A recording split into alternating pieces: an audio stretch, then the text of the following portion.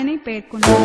ప్రభుత్వం ప్రజలు కానీ ప్రజల ప్రాథమిక హక్కులకు విఘాతం కల్పిస్తూ సుప్రీంకోర్టు 32 హైకోర్టు నిబంధన ప్రకారం క్రింది 5 రకాల రిట్స్ను జారీ చేశారు. నోట్: రిట్ అనగా తప్పనిసరిగా పాటించాల్సిన కోర్టు ఆదేశాలు లేదా ఆజ్ఞలు. మొదటి రిట్ హెబియస్ కార్పస్, బందీ ప్రత్యక్ష. బందీ లేదా నిందితుడిని వెంటనే కోర్టులో హాజరుపరచమని ఆదేశం. దీనిని ప్రభుత్వేతర వర్గాలపై జారీ చేయవచ్చు. రెండవ రిట్ మాండమాస్, పరమాదేశ అనగా ఉన్నత ఆదేశం. నోట్: రిట్లలోకెల్లా దీనిని ఆదేశం లాంటి రిట్ అని పేర్కొంటారు. ఒక ప్రభుత్వ అధికారి సంస్థ తన ప్రాథమిక బాధ్యతను సక్రమంగా నిర్వహించినప్పుడు దానిని నిర్వహించమని కోర్టు ఆదేశించవచ్చు. మూడవ రిట్ ప్రొహిబిషన్, ప్రతిషేధం అనగా నిషేధించడం. దీనిని కోర్టుల మీద మాత్రమే ప్రవేశపెట్టారు మరియు పైకోర్టు Happy Constitution Day everyone. The Constitution Day is also known as Law of Constitution.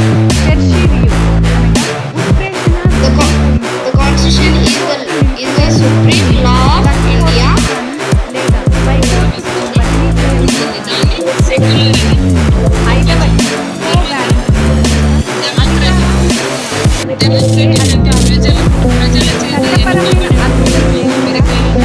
అధికారం ఆ అధికారాన్ని 33వ నిబంధన సాయుధ దళాల వారికి ప్రాథమిక హక్కులు పరిగణించబడతాయి. 34వ నిబంధన సైనిక శాసనం అమలులో ఉన్న ప్రాంతాల్లో 35వ నిబంధన ప్రాథమిక హక్కులను సవరించే అధికారం, మార్పులు చేసే అధికారం, హేతుబద్ధ కట్టుబాట్లు, పరిమితులు విధించే అధికారం పార్లమెంటుకు ఉంది.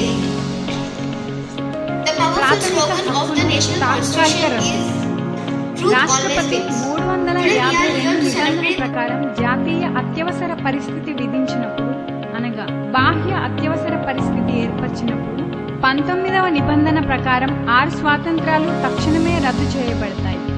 20వ నిబంధన 21వ నిబంధనలను తాత్కాలికంగా కూడా రద్దు చేయలేము. మిగిలిన ప్రాథమిక హక్కులన్నింటినీ తాత్కాలికంగా రద్దు చేయు అధికారాన్ని రాష్ట్రపతి కలిగి ఉంటారు.